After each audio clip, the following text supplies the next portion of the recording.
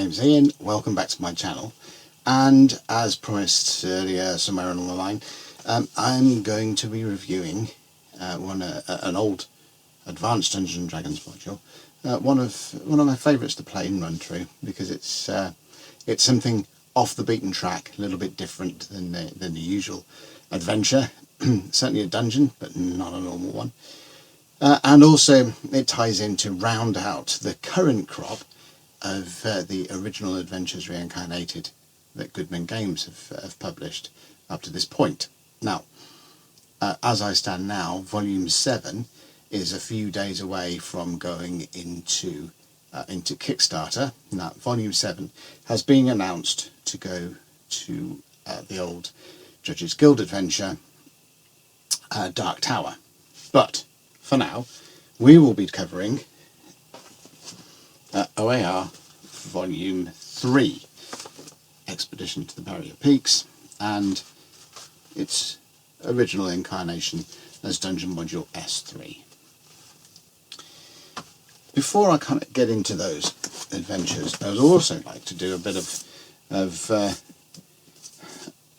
promotion, whatever, recommendation to this book by John Peterson. Now, I have been told that the current copies of this on Amazon or whatever go to ridiculous prices, but if you can actually find it for its original price, which for me was about 22 quid, and you have any interest in role-playing history, apparently there's another iteration of Peterson's histories floating around, but it's a very worthwhile read. And if you want to know the origins and how things sprang out of wargaming and so on, then especially it delves into the mechanical concepts and where they all came from and why we have levels and why levels were considered in early role-playing games and so on. It's a really in-depth read. Now, the reason why I've dragged it out is there's a little section at the back here that I'm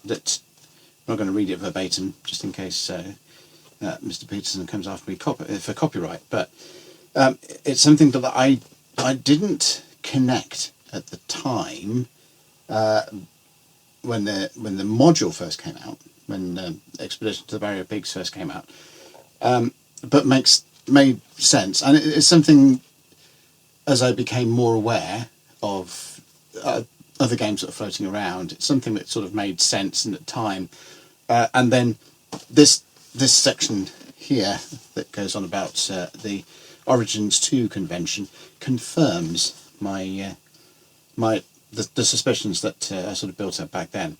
But what it basically says here is that in 1976, TSR were considering releasing a science fiction role-playing game written by James Ward, with the concept of a big colony ship and so on.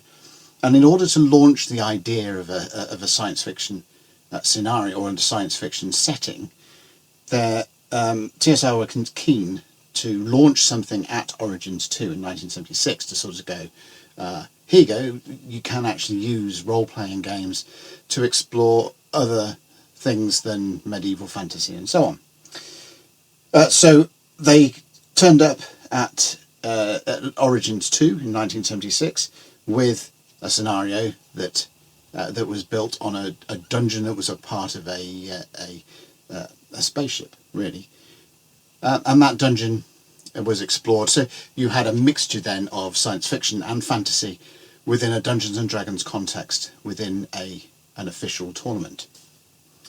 So it's an interesting little bit of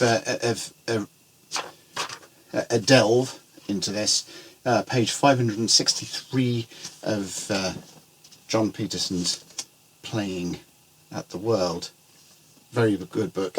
Very highly recommended to anyone that has an interest in the history and origin of role-playing games, and especially Dungeons and Dragons, but this does cover a number of other areas of the development of the hobby and the industry. Anyway, that being said, let's go and delve in, and obviously, spoilers, I'm going to go into these things in the same level of depth as we've gone into other adventures.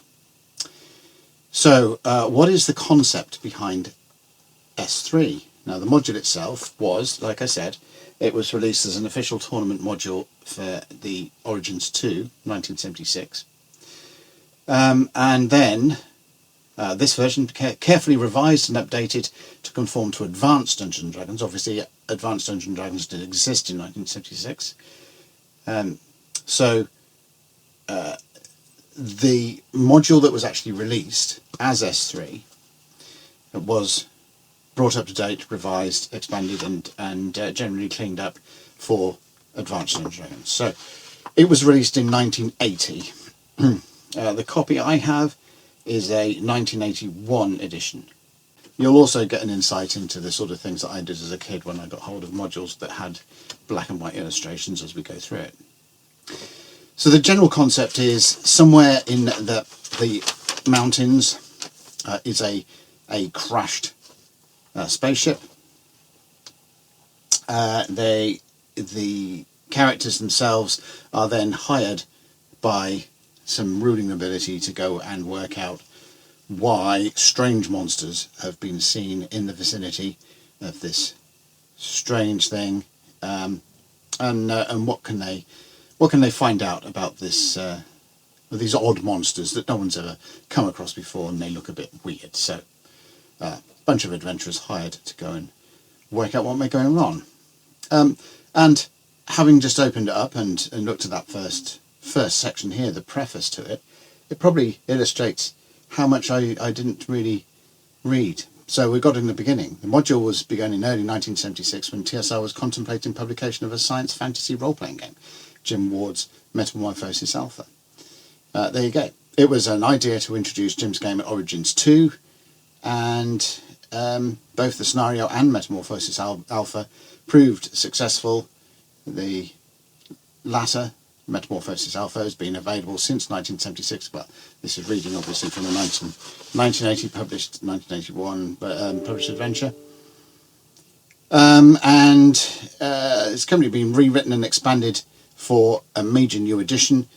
Gamma World was around at that time, and so they decided, because this scenario hadn't been available since 1976 except in that tournament form, that they'd clean it up and put it in for AD&D. So there you go.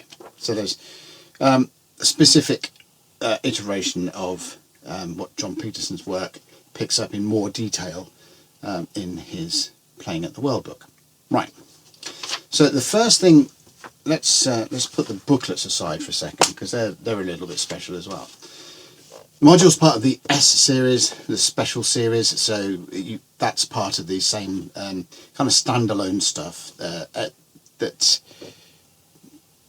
it's something different in each one, and usually accompanied by an illustration book. So S1 was Tomb of Horrors, S2 was White Plume Mountain, S3 we have Expedition to the Barrier Peaks, and S4 was Lost Caverns of Sojikanth. So it belongs to that little family of standalone, specific locale setting expedition type things. 4 levels 8 to 12, I think that's a fair assessment.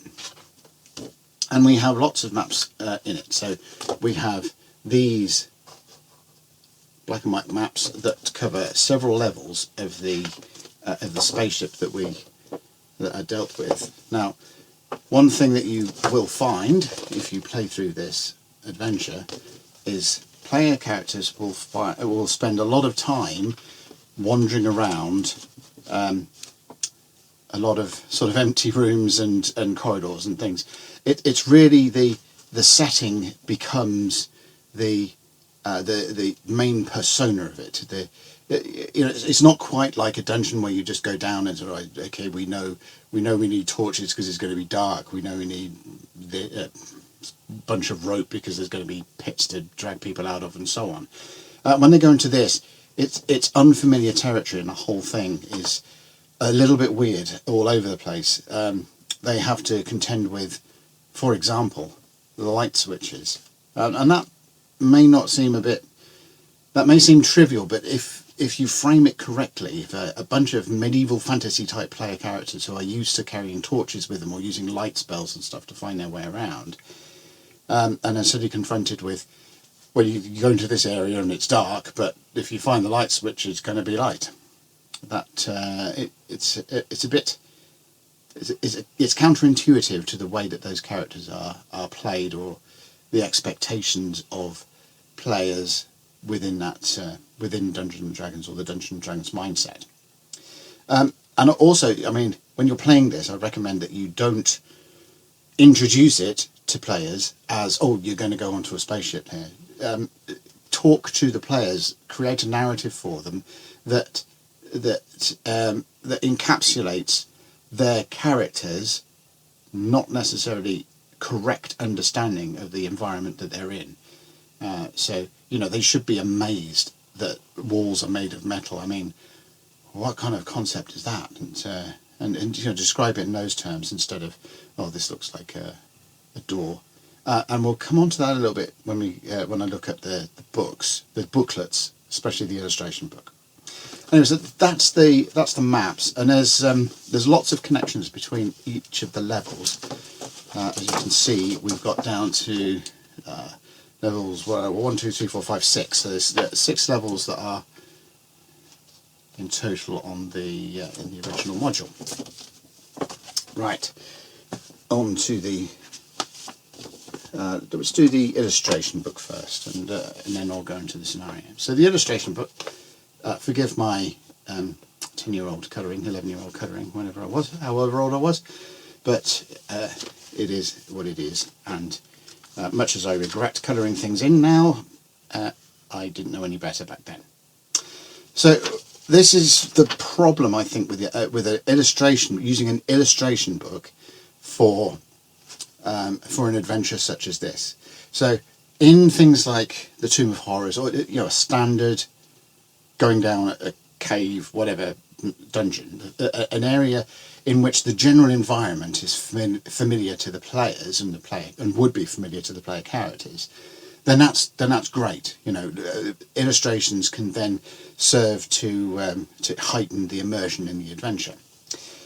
When you're dealing with things that the players are loosely familiar with, or very familiar with, or what have you, but the player characters aren't necessarily, the immersion can be lost a little bit. So I'll give you an example of this. If you presented yes, I folded it, like I said in previous videos, I'm not into this idea of keeping things absolutely pristine. But anyway, if you presented players with a thing like that, now the players would go, oh, it's a card key door, like Star Trek-y type, whatever, we're on a spaceship. And that's the immersion gone, straight there. So this is illustration number 1, pretty much right early on, they'll run into one of these card key doors. You show them that, and they go, yeah, okay, we're on a spaceship. And that's the mindset gone. And so I think that's not necessarily a good thing, the illustrations in this kind of point of view. And it's a similar sort of thing to this, you know, if you showed that to players, they would go, oh, it's a robot. Now, some players are good at divorcing player knowledge with character knowledge, and if you've got a group that can do that, then this adventure and the illustrations in it can certainly really work well. But if you've got a group of players that are prone to mixing player knowledge and character knowledge, then I would suggest, if you play through this adventure, just leave the illustration book alone until the player characters and also the players start to twig that they're on a spaceship. The player characters probably will never twig they're on a spaceship because there's no concept of it. But if the players start to go, hang on a minute, this feels like we're on a spaceship, like just from the verbal illustrations that you've been giving to them, that sort of half disguise to the players what the true nature of the place is. So if you do it like that, and then eventually, a few sessions in, they start going, oh, okay, this feels like we're on a spaceship. Then pick up the illustration book, and then the immersion there can happen a bit. But I think you're breaking the immersion if you start using the illustration book straight off the bat before the players, not so much the characters, but before the players have twigged. Let the players have an air of mystery and strangeness about the place, which is better done with verbal descriptions than it is with the illustration books. But certainly there's some bits and pieces that can go, like for example, that can really work. For example, the sort of, the alien language diagrams, and there's also illustrations of some of the monsters that they won't be familiar with. The dangerous plants. I mean, if you want to know where a good chunk of the dangerous plants from the Monster Manual 2 came from, it is from this book. And some of the monsters and some of the things that are illustrations that are not necessarily so overtly science fiction-y. An illustration of a Froggermoth, if they've never met a Froggermoth before, and this is the module that the Froggermoth was introduced into, where they go, oh good, what the hell is that? As opposed to that, where they immediately go, robots, right? That's my advice. Anyway, the illustration book, very useful, very nice. You can tell that this is an 81 edition of the adventure rather than a 1980 edition of the adventure, because that illustration there was changed between the editions, among a couple of other differences and so on. So the illustration book is useful if used as a tool, but be mindful of the immersion of the concept of the adventure and what you do to maintain that air of mystery in their player characters' forays into it. The adventure book itself, and yes, more of my childhood colouring, tough, deal with it. It's a 32-page module, so it's longer in scope than the Tomb of Horrors and White Plume Mountain, both of which are relatively small single-level dungeons. This is necessarily longer because we're dealing with quite a deep dungeon, or a dungeon that's got quite a number of levels to it. Although there could potentially be a lot of traversing up and down the levels as they go. The text is of typical fare for that 1980s period, so it's sort of laid out in blocks like that. You do have to hunt a little bit for to get the references. There's a lot of setup for the specific types of area. So, for example, medical bays and laboratories and stuff have got generic overview descriptions to them, and then there are some specific numbered areas in there as well. The areas are numbered by level, so the numbering restarts on every level as it goes through.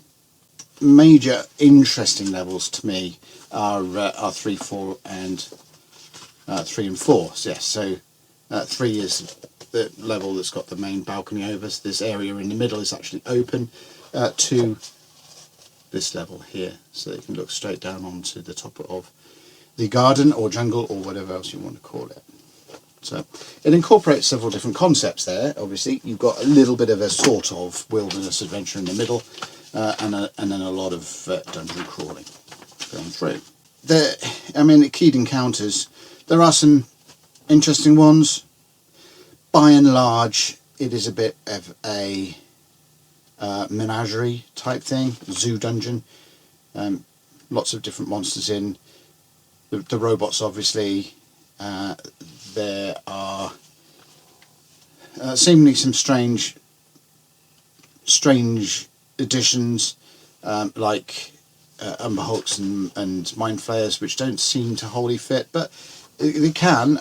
Mind Flayers, Spelljammer has just been re-announced, but Spelljammer is post-dates this module by a lot, but we had Spelljammer we had Mind Flayers in space, so there's no great leap of Mind Flayers being involved in it.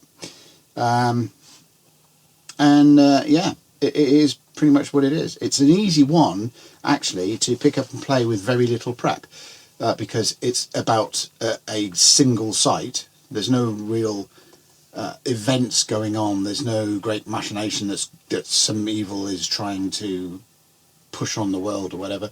It's mainly about the characters going to a location and exploring that location. Which also means that the introductory part of it, where you've got the background start to it, where it's the nobility of the Grand Duchy of Jeff going, there's this weird stuff over there, please go and explore it for us. That can be completely thrown away. You could have characters stumble on the place by accident, or you could just put something else in. There's no remit to it. You did have in the earlier modules, for example, in the Giant series of modules. I say earlier modules. This predates the Giant series, but in the initial writing. But if you consider the Giant series, there is a specific thing that's going on, and the player characters are going to stop a great evil. There is a stuff going on in the background that is going in. In this one, there isn't.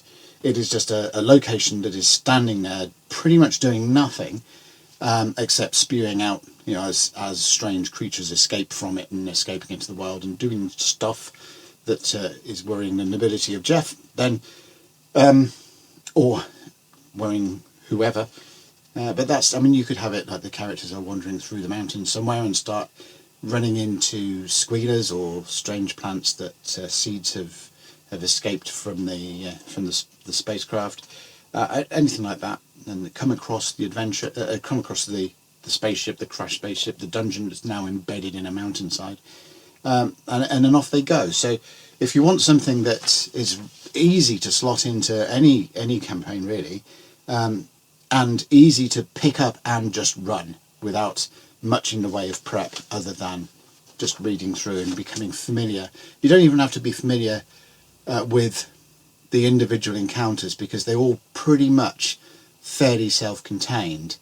The scope of it is quite, this happens here. As long as you're familiar with the way the spaceship works and the way that the challenges that the player characters will come across in lift tubes and getting through doors and getting into different areas and light and all this kind of stuff, as long as you're familiar with all the way that operates, then you could just pick it off the shelf with that understanding and run it whenever you like. Another interesting thing that they add in, especially pertinent because of the number of different alien and high-tech gadgets that the characters might come across, they have a process for working out, does this thing work, or how do we work it, which represents a character pushing buttons or experimenting or looking at it and trying to work out and correlate things that they know with the thing they're looking at, to see if they can make it figure out how to use it. And different items, like for example this chart deals with wound healing canisters, power discs, language translators and so on. So this particular chart here is used whenever they're trying to work out how to use those particular bits. And there's another one for generally vehicle type things, generally things that shoot stuff out for some reason, blaster rifles and power armor, so things that are a bit more complex. And it's a nice little thing that you can also build into. If you've got anything, if you want to do it, if you allow your players or your player characters to experiment with magic items to see if they can work out what they are and what they do, there's no reason why you can't adopt something similar, these flowcharts, similar to represent that type of experimentation to explain what might be going on and how they might either successfully or to varying degrees of unsuccess figure out what a magic item does, or another technological item. So it's quite handy. The room descriptions are room descriptions, just 6 levels of room descriptions. Not a great thing. Each level starts with a little small random encounter chart table, and that's pretty much all there is to say about the adventure. It mixes science fiction and fantasy.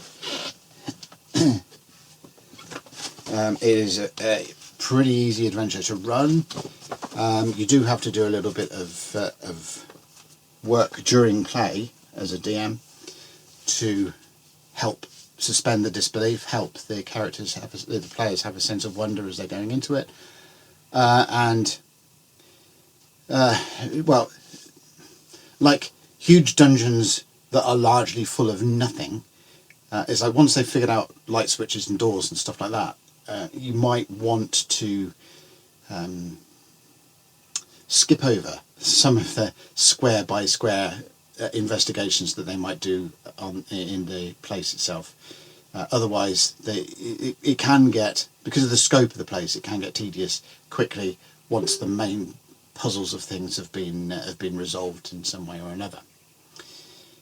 Lots of ending up doing exactly the same thing to achieve exactly the same results, and that can be get a little bit frustrating for players.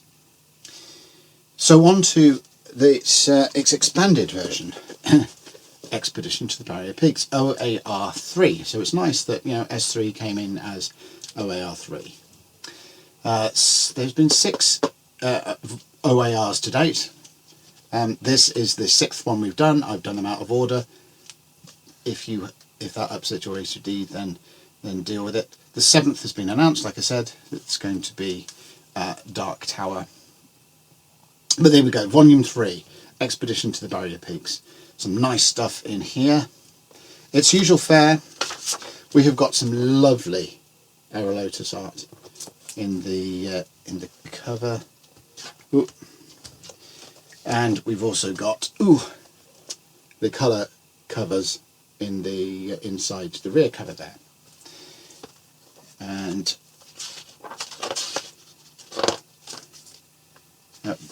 we've got so usually, as with all the OAR volumes, it starts off with interviews and reviews and so on. We have, again, it's the introduction by the author. Again, we've got not so much. I mean, this is good. This is good. Just a page from someone that is has a connection with playing the module back in the day, rather than in some of the OAR volumes we've just got pages and pages of oh look, I had fun with this module too. It's unnecessary. A page about it is great because it introduces someone else's experience in a condensed form that can sometimes pass on a bit of their experience, much in the same way as I've done here with saying, maybe the illustrations are not the best things to use off the bat, but sharing of an experience that may or may not help someone pick up the adventure and go through. And I think they've done that to the right level in this volume, whereas other volumes in the OAR, I think they've gone a bit overboard on. So it's good here. Then we've got something from Aero Lotus, where he's going through the painting of this, which is good if you're into art and so on. Aero Lotus was one of the artists that was involved quite a lot in the early Dungeons and Dragons canon, and it's interesting to see how he's working from rough sketches to everything else. I can vaguely draw, but I'm not the greatest artist in the world, but that doesn't mean to say that I don't appreciate a lot of artwork. Then we have a little bit more about experiences with the game, with the adventure. And then an interview with Diesel, which is an interesting one.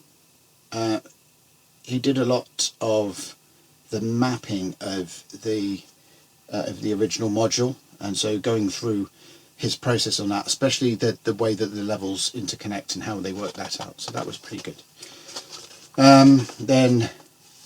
Then we come into the next section. So the blurbs, the interviews, and everything else takes up a very, very small amount of the OAR book, which is, I think is a very good balance. It's probably one of the best balanced books in that regard of the OAR series to date. So now we come to the original scans of the module. This is the 1980 version of it first. Not much different to the 1981 version, which is the one that I've got in my collection of modules. And as you can see, I'll just show you that illustration I said, which is the one where you can tell whether it's a 1980 or a 1981 version. There you go. So this illustration of the squealer here. So the 1980 version looks like that. If you have any idea, if you have any thoughts onto what edition version that you have. So here is the edition I got, the 1981 printing of it. Same again, it's very clear, as all of these OAR volumes. Their reproductions of the original modules are just absolutely wonderfully clear, and I love them for that regard. They're very good. And when it comes down to the illustration, I will show you that squealer illustration again as it appears in the 1981, which is the same as the ones I have. There you go. So that's what the squealer then came to look like in the 1981 release. Okay, so that's it. It's just the same. It's exactly the same as I've showed you. We have the 6 levels. We have scans of 2 versions of the module, the 1980 print and the 1981 print.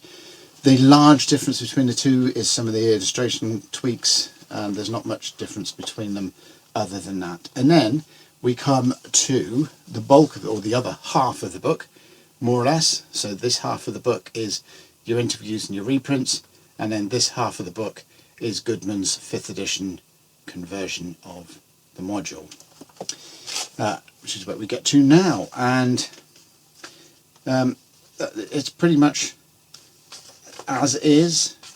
I will, now I've reached it, I would like to say there is a ribbon in this one. I think the last one I reviewed might have been, what was it? It was Isle of Dread. My copy, for whatever reason, didn't have a ribbon in it, and the ribbons are, I mean, in volumes this size, ribbons are really useful. Wizards of the Coast, if you're listening to this, then put ribbons in your core books. It's bloody useful. Anyway, all of the bits and pieces in here are pretty much of a muchness, except that they have expanded some areas out. They've added a few more bits and pieces in, a few more encounters, and expanded out a lot of the areas in there. So from there, from the, for example, the Vegapygmy areas, they've expanded them out and made them a bit more coherent in the as a tribe. Where we get to, let me just exemplify. So it goes up to area 32G, and this is what level is that? That's level 1, and in the original volume, level 1, level 1, and level 1 went to 16. There we go. So it's very definitely increased the number of encounters that are described on each level. This is a good thing. As before I was mentioning, there are a lot of empty rooms, and the empty rooms are fine because at the start of their exploration, because they allow the player characters some room to breathe where nothing is beating them up, but they can take a little bit of a time to try and solve some of the mysteries that they may be thinking. The mystery of the light switch, like I said, that kind of thing. It gives them that space to experiment without being attacked by stuff. And once they're over that, the empty rooms become a bit of a chore. So this volume goes and expands them out and fills some of those empty rooms in.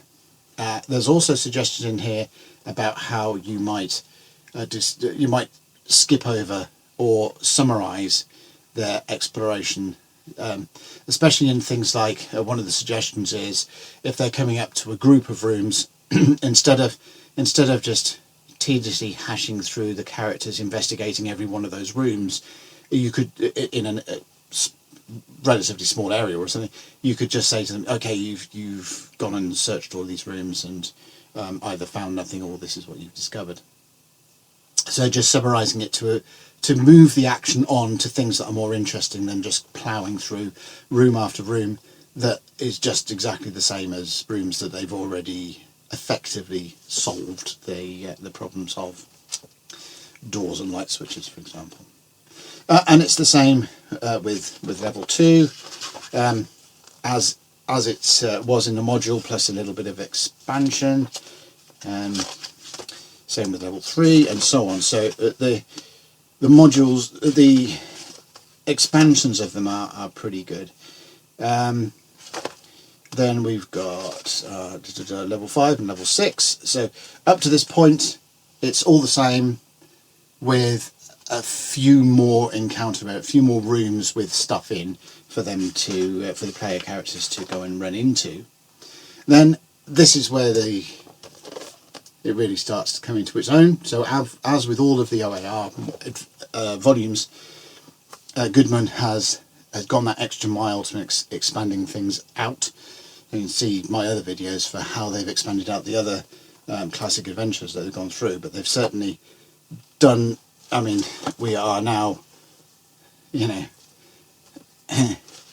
did their conversion start? So their conversion started there, and we are still got a good way to go with the volume. So that tells you what they've actually gone and delved into for this one.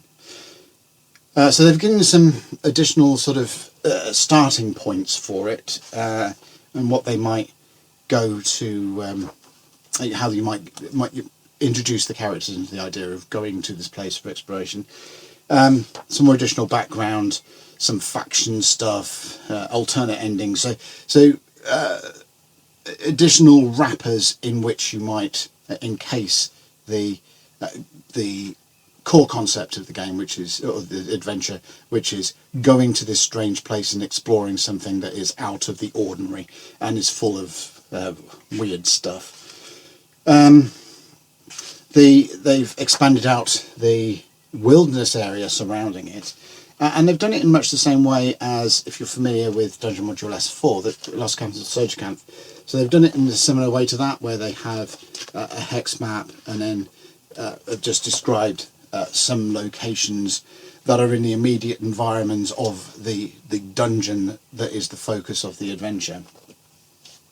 So characters can wander around the Barrier Peaks a bit and run into other stuff before they get to the adventure of the Barrier Peak spaceship itself. And a lot of this section of the book goes in to describe and map those additional areas of the wilderness. Then chapter 6. We get into an expansion of the spacecraft itself. So if you remember, the original spacecraft had 6 levels, levels 1 through to level 6, with that level 4 being the jungle.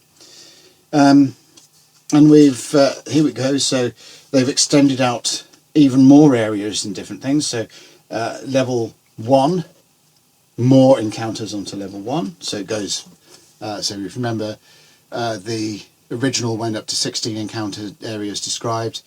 The OAR now takes it up to 32, and then in the additional additions, they've gone up from 33. So up to where do we get to now? We get up to 42. So that really does fit in that first level of the dungeon. Then with level 2, added 1 new bit in. Level 3, a few other bits and pieces, not many. What was that? 16, 17, 18, so 3 on there. 1 on level 4. 1, 2, 3, 4, 5, 6. So 6 on level 4, and then 1 on level 5, 1 on level 6, and then they've added level 7. So a whole new level to the spaceship dungeon, and there it is. So hopefully there's a map in the book that I can give you for that. yeah, so the original adventure. Let's stand up for it. I'll hold it up. So the original adventure just went down to level 6, which is this one here, and then level 7, which is the brand new level, which is right at the bottom there. And it goes into that, obviously in absolute detail. To let's see where we get to with that. Just did a new monster session there. There we go. So that whole new level takes up this much of the book. But then we come into, this is an interesting bit, this appendix. And like I said, spoilers, but I think this is one of the most fun things they've added in. Against the venomous warlord. Now, there is an area within the spaceship where there's an entertainment consoles and things like that. And against the venomous warlord is a virtual reality dungeon that the characters project themselves into to play a separate thing. So it's like within the adventure of Expedition to the Barrier Peaks, there is a computer game, a virtual reality computer game that the player characters can end up playing characters within. So this is what this additional area is. It's a virtual reality adventure that the player characters can get involved in. Then we have the sections on new monsters. Now these are largely monsters that were new, that haven't been described in the core monster manuals. There are some, for example, that has been now described in Wizards of the Coast releases for Dungeons and Dragons. So you have the option there to use the OAR described monster here, or go and take the now official canon D&D version of the 5th edition version of it. Obviously that's entirely up to you. The same sort of thing, so we've got the monsters and stuff, flail snails again, flail snails, frogmoths have also been described elsewhere. And well, that's it really. A lot of these monsters made it into the Monster Manual 2 back in the day. The robots obviously didn't, and they're all described in here. The plants obviously did. And yeah, Swarm of Rock Grubs is a very handy one to have kicking around, although Volo's Guide to Monsters now includes that too. Trappers as well. I think trappers have turned up in the official sources, but lurkers above haven't, or it might be the other way around. I can't remember off the top of my head. But their Vegapygmies have also been described now. Vegapygmies play a fairly large role in some of the areas in Expedition to the Barrier Peaks, and they also play a reasonable role in. Oh, which one is it? I think it is. Yeah, I think it's Tomb of Annihilation. They sound as if they belong to Tomb of Annihilation. I'm just going to check that on the fly. Don't you just love well scripted videos where everyone knows everything that's going on? Let's have a look. Yes, Vegapygmies, there we go, Vegapygmies. And Triflower Fronds, which are also in both the Tomb of Annihilation and in OAR 3. So there you go. You've got lots of options as which version of those monsters you prefer. Another appendix on technological items. What this doesn't do, it foregoes the flowcharts in favour of these sort of intelligence check with DCs and how that all sort of works from there, and assigns complexity to the various technological items. So I think this is less fun. I think I would still run it, even in a 5th edition perspective, I would still run it with the flowcharts from the original, because I just think they carry a level of tension as different paths through the flowchart are made, and the player characters are all on tenterhooks as to whether things explode on them or not. Some pre-rolled characters, quite a few pre-rolled characters, and then more illustrations. So the illustrations, some of them are drawn directly from the original, so we've got another repeat of those. And again, I have to highlight the fact that if you've I would prefer the space being used for something more useful, and having the text of the 5th edition reproduction refer back to the original illustrations rather than repeating the illustrations again. But on the other hand, it keeps all of the illustrations used by the conversion in one place. So there's pros and cons to that. I personally, I think it's a little bit of a waste of space, but mileage may vary as how you wish to do that. I believe there are some. Here, it opts for the original version of the squealer, original illustration of the squealer, and the newer version of the gasbat. The gasbat is another one of the illustrations that changed between the 1980 and the 1981 editions. And there are some additional illustrations, especially when it comes down to the new 7th level of the dungeon. So there are the illustrations themselves extend over, and the same illustrations for the technological items are included. Final section in the book, the maps. So the maps themselves are scattered throughout the book, preceding each of the levels that they describe. But then they're all the maps are collected at the rear of the book as well, which I think is very useful. I think that's less of a waste of space than repeating the maps within the text of the adventure and at the rear is less of a waste of space to me than repeating the illustrations in effect 3 times throughout the book. But hey ho, it's all the maps there, including the maps for the new areas and the wilderness encounters. And then this sort of section here, this is why I introduced you to that playing at the World book at the start. This section at the back is written by John Peterson, same author as that book, and delves into, expands out on that information that's in Playing at the World, specifically into Metamorphosis Alpha and its relationship to Expedition to the Barrier Peaks. So that's a hair through the contents of what is, as are all the OAR books, quite a fairly hefty volume. Hefty volume when you consider the original was 32 pages plus a 13 2-page or so illustration book.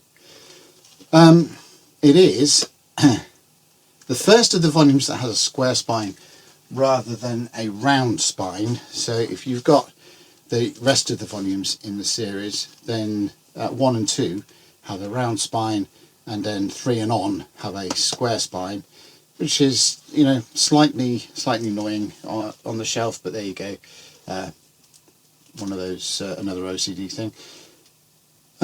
So what do I think about it? Well, I love the original because it's different, it's off the beaten path, it mixes science fiction and fantasy together, which is a concept I've always loved. Big fan of both science fiction and and fantasy, and when they come together I think it does quite well, especially like things like Hawkmoon and stuff like that, where science fantasy is the order of the day, and also Star Wars, which is a sort of science fantasy feel to it.